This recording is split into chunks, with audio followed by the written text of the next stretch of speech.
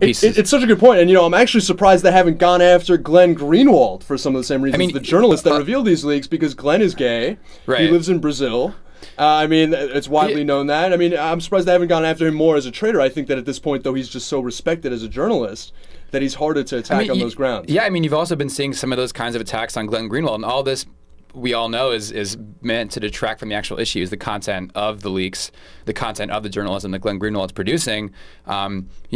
There was a New York Times profile of Glenn Greenwald that referred to him as a blogger, right, not a journalist, saying that the Guardian isn't a British news site as opposed to a well-established British newspaper. So you're seeing this, that might have just been jealousy on the part of the New York Times. They've been pretty good on this. They said that the Obama administration no longer has any credibility.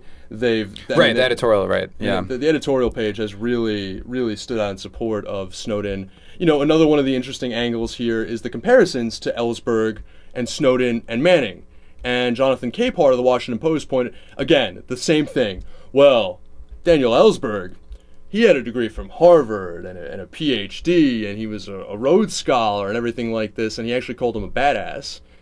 That to me is ridiculous.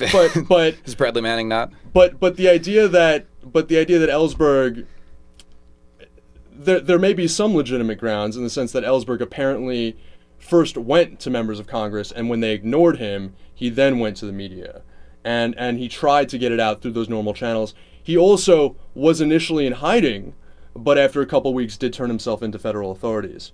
Now, my thinking about that is, and another distinction that people make between, let's say, Manning and Snowden is that Manning released a leak with a much wider scope, and that he was just dumping data not with like a narrow eye toward what would be relevant to the public, perhaps.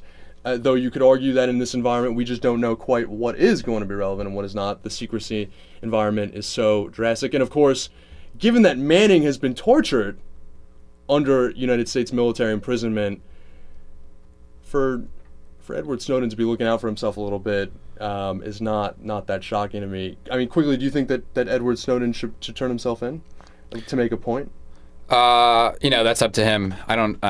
Given the kind of treatment that Bradley Manning has received, and given the way this administration has pursued whistleblowers, we all know this administration's gone after more whistleblowers than all previous administrations combined. I think it's 6 tried under the Espionage Act. So given the track record of the administration when it comes to issues like this, if I was Edward Snowden, I'm staying away from the U.S. government.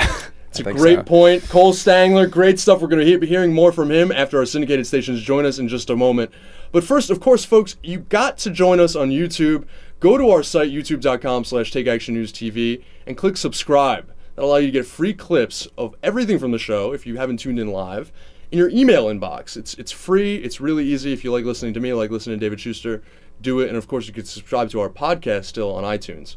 Just a few moments, our syndicated stations are going to join us: Chicago, Columbus, Grand Rapids, and across the country.